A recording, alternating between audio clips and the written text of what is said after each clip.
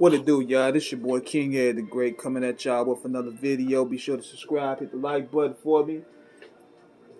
Also subscribe to Screwball Radio. Also follow us on Off the Cuff Radio at OFFCUFFRADIO at Instagram. So people are talking about this whole ordeal with Kanye West and Drake. Well, for this video here, I want to give y'all the thoroughbred breakdown of their relationship and how we got from back then to now. See, basically what this whole thing is about right now with these two is that it's basically a cat fight of basically who is going to drop their album first. But I could tell right now, this may look like a publicity stunt for me, but these two don't really like each other. It was a prime example of best friends becoming now enemies. And see, Drake figure he throw shots at Kanye because that nigga don't want no parts of Pusha T like that. Especially when he dropped the story of Adidon, he do not want to revisit that. So he figure he go at his equal, which is Kanye West in terms of popularity and in terms of lyricism because they both have writers anyway.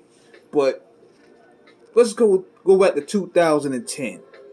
Where these two had a mutual respect for one another, where Drake said that Kanye was possibly his biggest inspiration. He said he was probably his biggest inspiration because, let me tell y'all something, when he dropped 808 and Heartbreaks, that album was a game changer because that birthed the blog era of hip-hop. Even though Dilla may have birthed Ye, Kanye is probably a product of RZA, J Dilla, and Pete Rock. But Kanye is now like the father of these guys coming in. Because the blog era had Mickey Fax, Joe Budden. Even though he was signed, he changed his music to where now it transitioned to that era.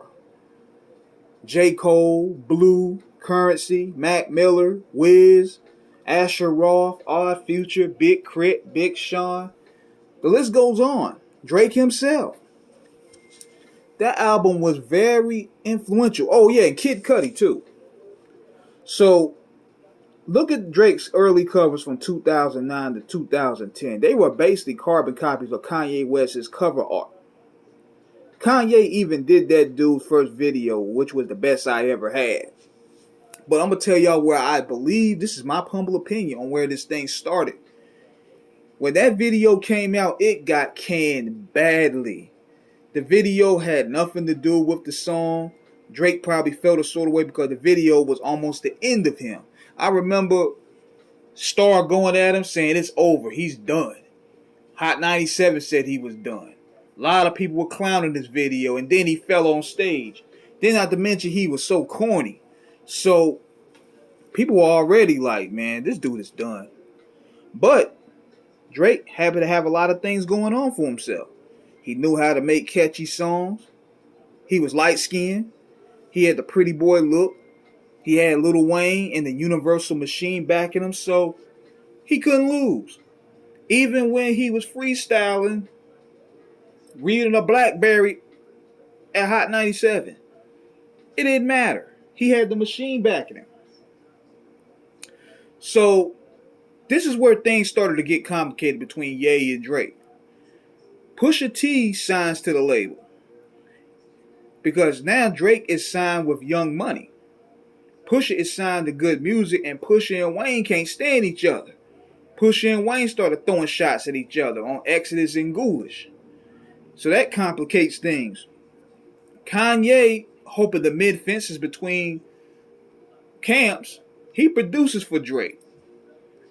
But what was strange to me is he produced a song called Two Birds, One Stone going at Pusha, which was strange within itself, but it probably looked like a friendly rivalry between camps.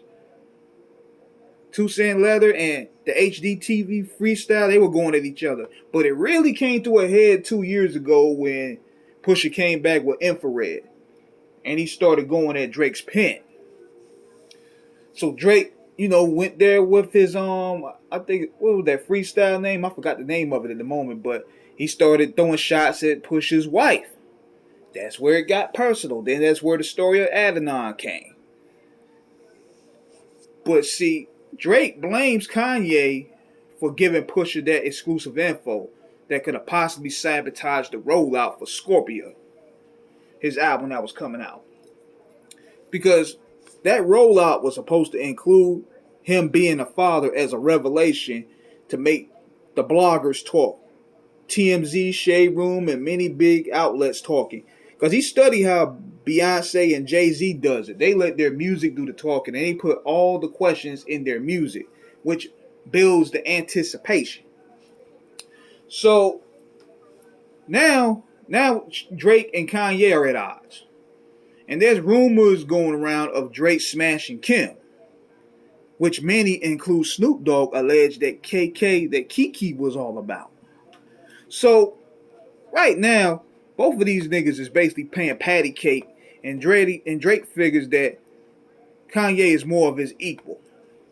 So he could go stand toe to toe with him instead of going at Pusha, because Pusha ready.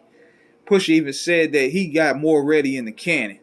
So he figured he just go back to Ye, but I don't know where this thing is gonna come to a head. I don't think they're gonna patch things up anytime soon. This business is very ego driven. So the respect for them as artists is gonna be there, but I don't think there's gonna be a total enlightening for one another after this. So that's where it stands right now. Drake then announced his release date. Kanye done streamed his album. Me personally, I don't really care for any of their projects like that, but apparently they have a big enough base that does. So that's where it stands right now. So who you think gonna have the better album, Drake or Kanye? Let me know in the comments. Holla.